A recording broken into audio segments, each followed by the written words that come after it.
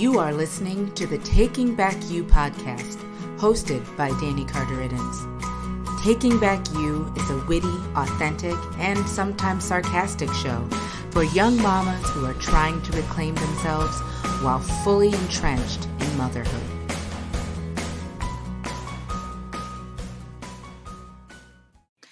Hello. This is Dani Carter-Iddens, and welcome back to Taking Back You podcast. I am your host, and this week we are going to be talking all about focusing on your health. Yes, your health, mama. You are important. We love you, and we want you to be healthy. So I know that that's easier said than done. We have so many things that we have to do as moms. We have to make sure our children are getting all the things that they need and the checkups that they need and the vaccinations that they need, that sometimes we forget to take care of ourselves. But I've said this before, one of the things that helped me remember to take care of myself was one time a friend of mine put it like this, like, well, if you don't take care of yourself, then you are not taking care of Alex's mom. And you're making it so that something could happen to Alex's mom. And I remember being like, oh my gosh, I don't want anything to happen to Alex's mom. And then being like, I'm Alex's mom. So, taking care of yourself and focusing on your health is something that gets pushed to the side, but it really shouldn't, because you being healthy is important for, kind of the rest of the family, the dynamic of the family. If you are not, we all know what happens when mom gets sick, what breaks loose. Everything falls apart. So we have to keep it together, ladies, because when we go down, the whole ship goes down. You know how that is. So I'm just going to give you some really, I wouldn't even say tips. I'd say maybe reminders, because we know to do all of these things. But you know what? They're hard. They're hard to do because they take time, and they are things that we have to remember to do, and to put ourselves first for 2 seconds so that we can do them. So, the first thing that we need to do is we need to eat right.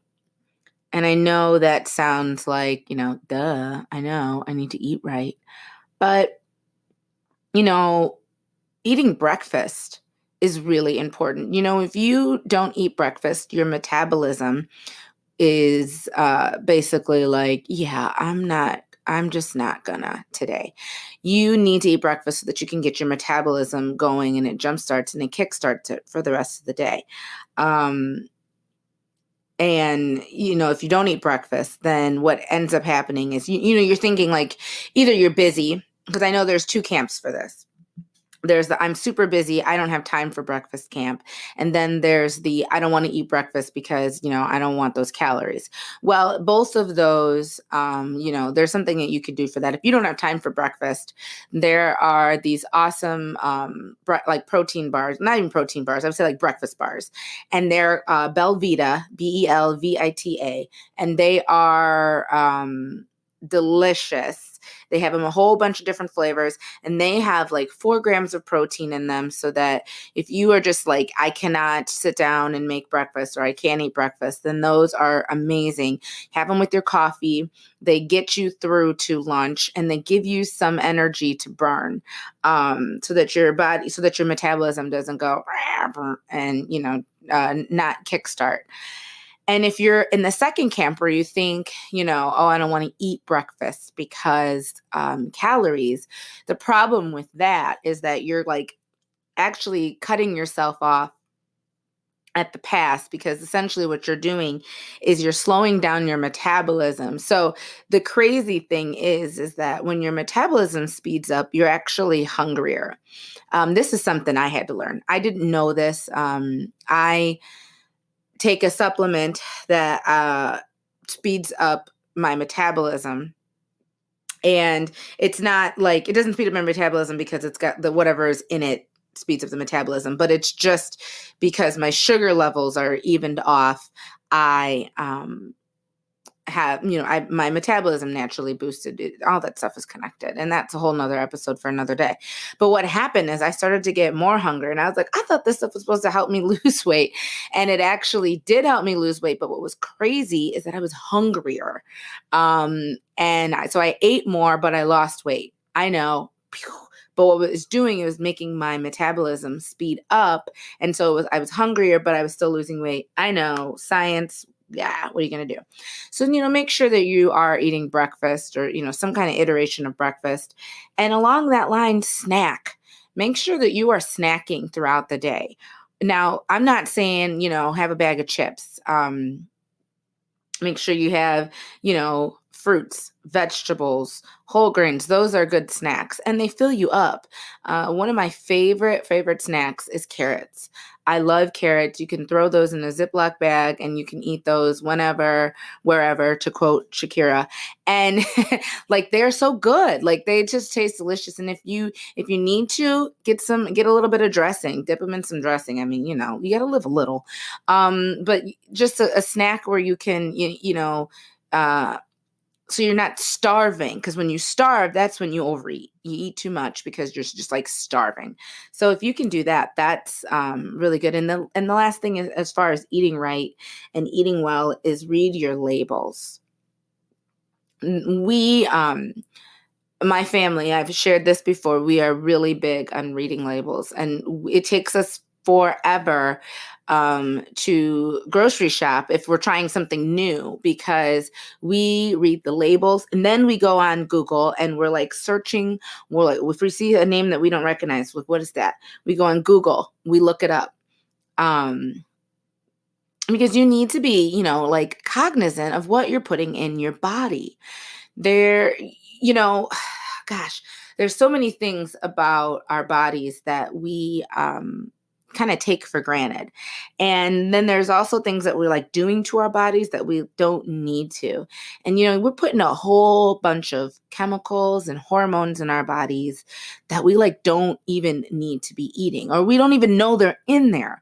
And so taking, a few minutes at the grocery store to read a label and figure out what's in your food. Listen, we try to stay to ingredients that we know what they are. So, like, if you look on the back of your ketchup and it says goobity boo boo, I don't even know. Our ketchup says tomatoes, sugar, vinegar, and yeah. like salt. Like, those are the things that are supposed to be in tomatoes. It shouldn't, if you look on the back and the words if you can't understand the words, then you probably shouldn't be eating it. That's just kind of our rule in our household. If we look on the ingredients label and there's just some crazy words we don't understand, and there's this, I don't know, Greek or whatever, I don't know, we won't eat it. We like to eat foods where we are readily able to understand all of the ingredients. And I it's done us pretty well. We feel good. So, you might want to really consider reading labels if you don't already. If you do, hallelujah, good for you. That's so awesome. Because reading labels really will help you make, better food choices. And, we are not like diet people or weight loss people, or, we don't do that. We are healthy eaters. And so that's a little bit different. I think a lot of times when people think about like healthy eating, they think about like, scarcity, like, oh, that means I'm not going to be able to eat this, and this. No, girl, I eat all the foods, but I make sure that the foods that I eat are well made, that they're clean, that they're natural, and I'm not putting a bunch of junk in my body. And I'm especially like that for my son. I'm very, very, very, very picky about the foods that we give him. And my friends call me food bougie. And yeah, I think I am food bougie because I want to make sure that my son is getting the right foods, especially because they're finding out now that how your kids eat when they're children basically follows them the rest of their lives. And it's a hard pattern to break. as they get older. So if you can give them the tools now to eat better, then by all means do it so that they can eat better and they can, start those habits now. And I can't get through anything about focusing on your health without telling you to exercise.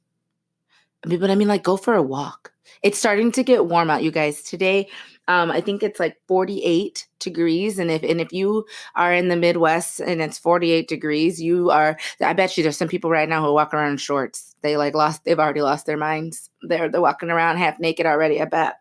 Because if you live in the Midwest and it gets above 40, it's basically summer now.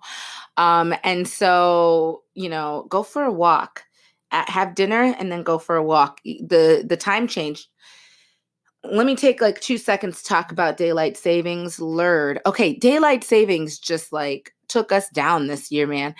Losing that hour of sleep, I don't know what happened, but we are still a hot mess. Alex said to me this morning, Mom, I don't know, but I think daylight savings has just like, I'm still tired. And I just think it's really funny because he's only 5 and like daylight savings is affecting him somehow.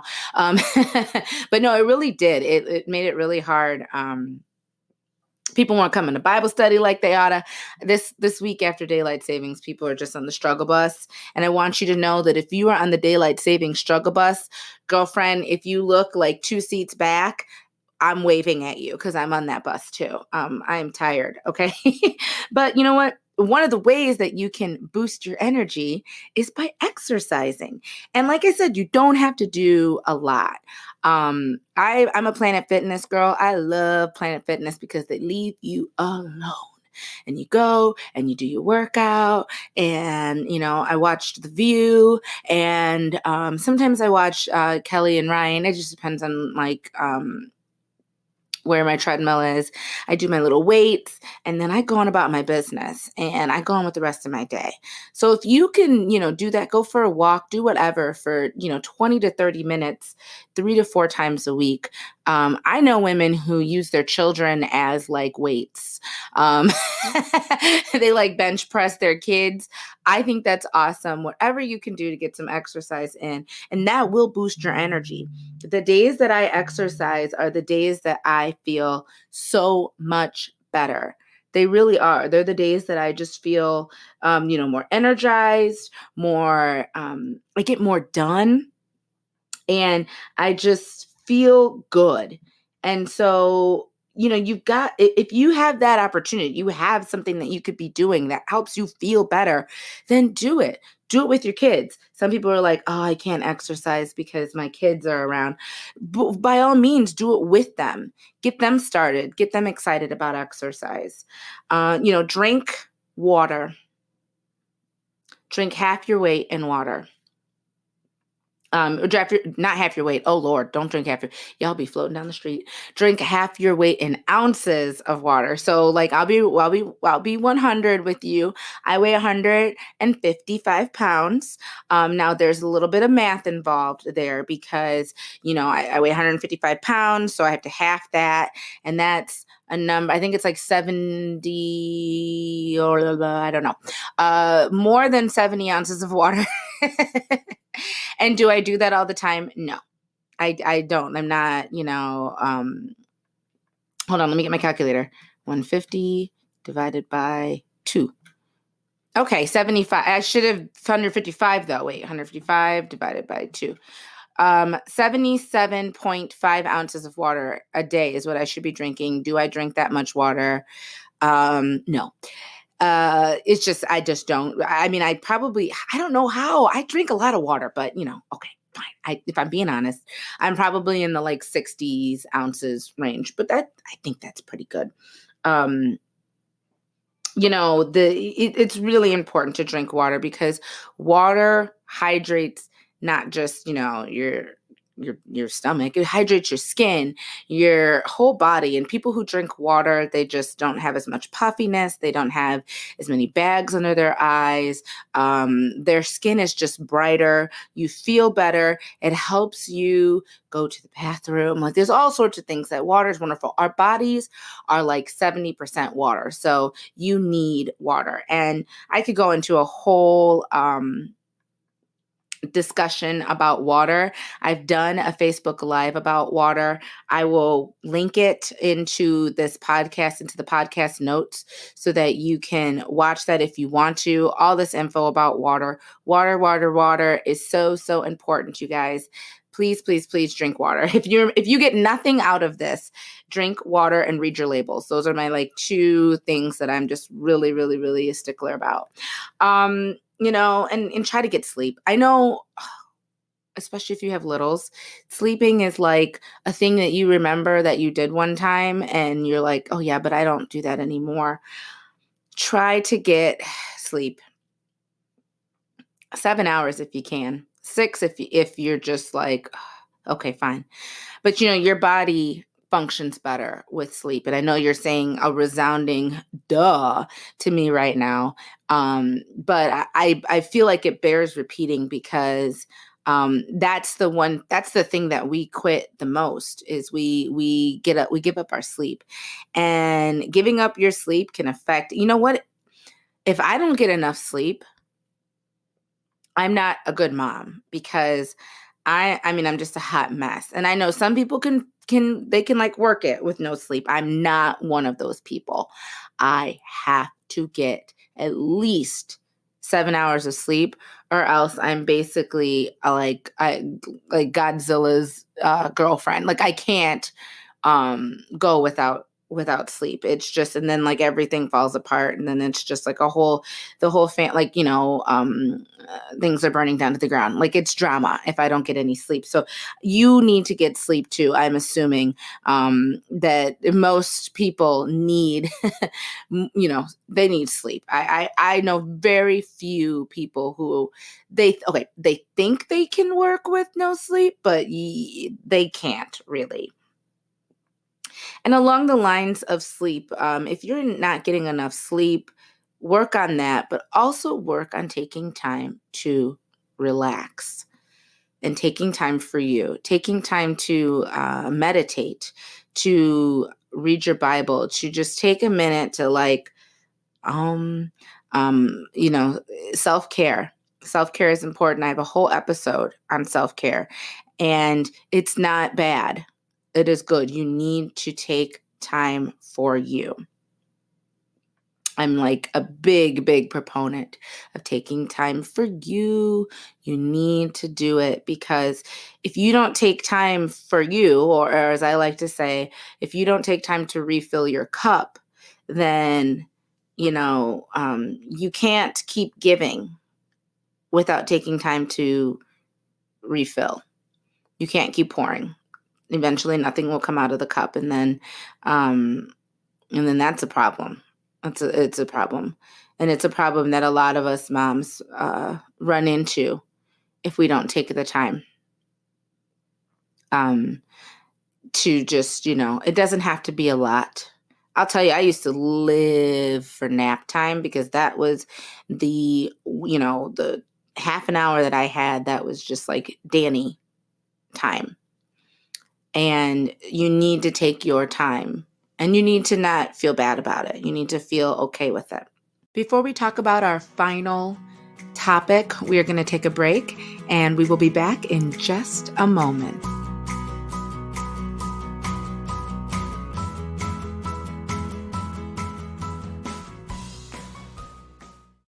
Have you ever thought about starting your own podcast? When I was trying to get this podcast off the ground, I had a lot of questions.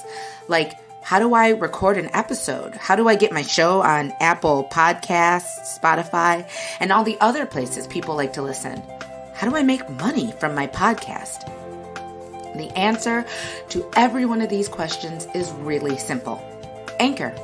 Anchor is a one-stop shop for recording, hosting, and distributing your podcast. Best of all, it's 100% free and ridiculously easy to use. And now, Anchor can match you with great sponsors too, so you can get paid to podcast. I love Anchor because I was up and running in a couple of hours. You can even record your episodes on the go using their super friendly Anchor app. So, if you've always wanted to start a podcast and make money doing it, go to anchor.fm/start to join me and the diverse community of podcasters already using Anchor. That's anchor.fm/start. I can't wait to hear your podcast.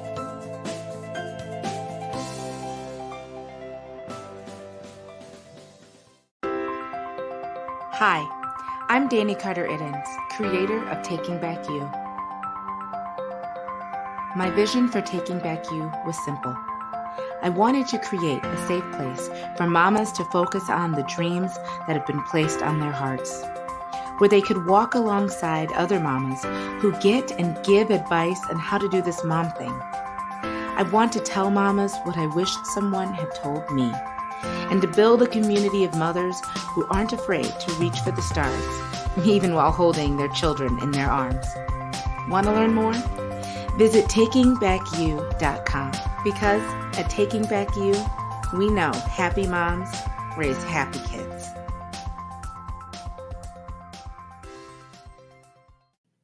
And now we're going to talk about something that a lot of us don't like to talk about, but we need to go to the doctor. A light bulb went off in my head in 2015. My grandma, who if you know me personally, my grandma was she was the most important person in my life, save for my husband and my child. And she passed away in 2015. And one of the reasons, and it's one of those weird things that you'll never know, but I suspect that one of the reasons she passed away, and not actually that, she wasn't that like advanced in her years, was that I don't know if she necessarily went to the doctor like she was supposed to, or that she got all the, she did all the visits and took care of herself in the way that she should have. And so it dawned on me a few months after she passed away that, I needed to do that. Because once again, I didn't want to leave my son without his mother, or with half a mom, or, not. I wanted to make sure that I was doing everything that I could do to make sure that I was here for him, that I am here for him as long as possible. And so, it's not even really, we don't even have to do a lot. And a lot of times it can all be put together. It can be like one visit. So, don't push these things off because you're too busy, because you're not too busy to worry about your health, to focus on you, to focus on your health. I get a pap smear every single year. Now, I know that the recommendation is every 3 years. Especially if you are married and you don't have multiple sexual partners. But I get one every single year because A, my insurance will pay for it anyway, and B, because if I know me, and if I wait 3 years, it's not going to happen, because I'm just going to not. So I have to put it on my calendar. And what I do is I go and I get one, and I hate them. I hate them with a fiery passion deep within my soul. But I get one, and then I schedule the next year. So I have absolutely no excuse. Because if I waited 3 years, it's not going to happen. I know me. This is something I'm not here yet, but a mammogram screening. You're supposed to, I believe, start them yearly at age 45. Unless you have a history of breast cancer in your family, then you might want to start earlier. And please advocate for yourself because, if you are, please do self breast exams. If you're not doing self, you can look online. They have tutorials on how to do self breast exams. If you're not doing self breast exams, start. Because I have a really good friend that I grew up with who she's my age, early 30s, and she found a lump and it turned out that she had stage 2 breast cancer. And we're not supposed to have it, quote unquote, because we're too young, quote unquote. So if you're not doing self breast exams, you need to do those, and you need to speak up if you find something. Don't be afraid. Speak up.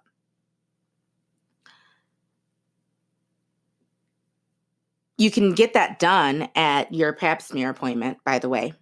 But you should be doing those monthly. Self breast exam, you should be doing those monthly.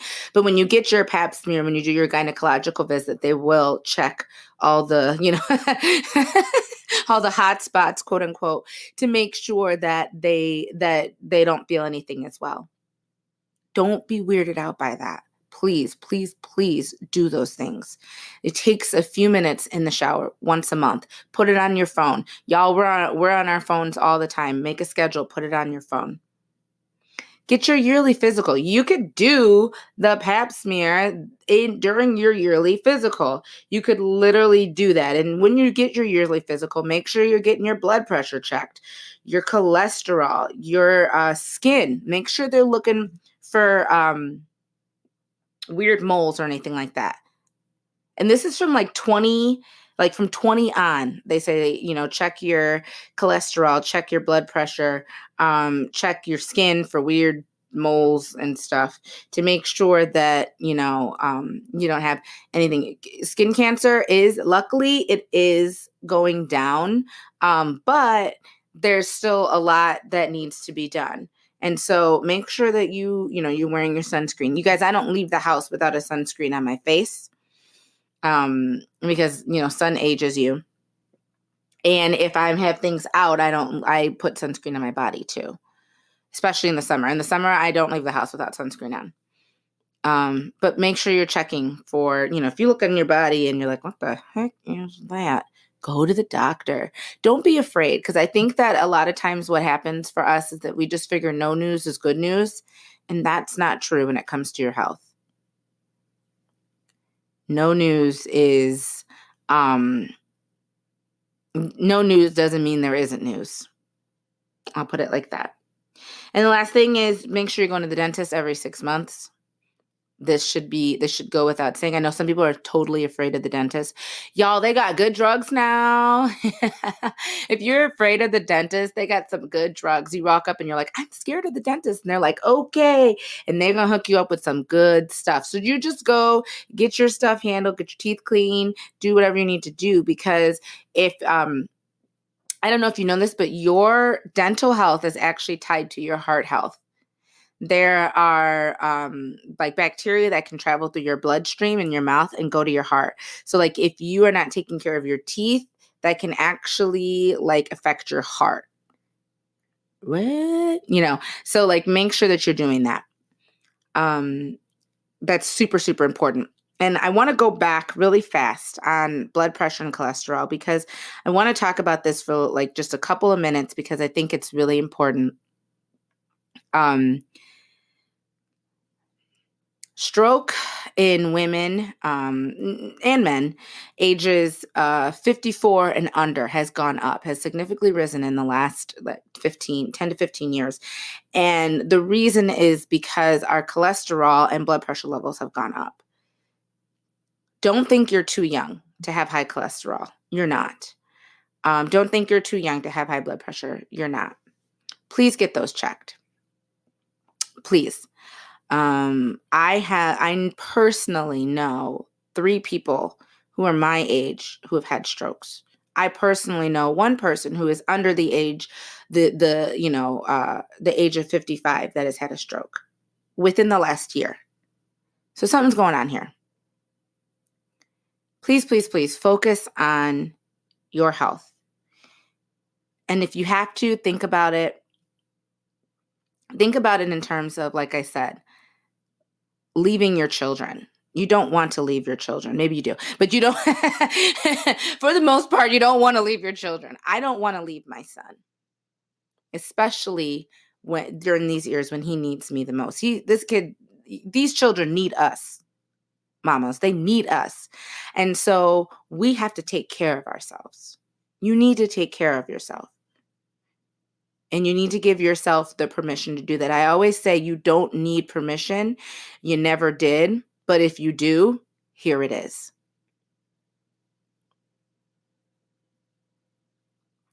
All right, I want you to comment on this after you've listened to it. I want you to comment when you have, if you've been to these, yearly screenings. I want you to comment. Tell me that you have done it. I want you to let me know that you've done these things. Super proud of you if you have already done it. Tell me you have. Tell me when you scheduled them. I really, really, really want you guys to focus on your health in 2019 and beyond, because mamas, these children are a lot. And so we have to be on our A game, and we have to be as healthy as we can be. Have a wonderful week and just enjoy this amazing spring. You guys, it's here. Spring, like in a week, you guys, it will be spring. I am so excited. I could just this winter got me so I am just so excited about spring. So please enjoy the extra daylight that we have, the beautiful weather, the birds chirping, the air even smells better. It's just a wonderful time of year, and have a wonderful day. Thank you so much for listening. For more information on this and other episodes of Taking Back You, visit takingbackyou.com. And be sure to subscribe and share with your friends.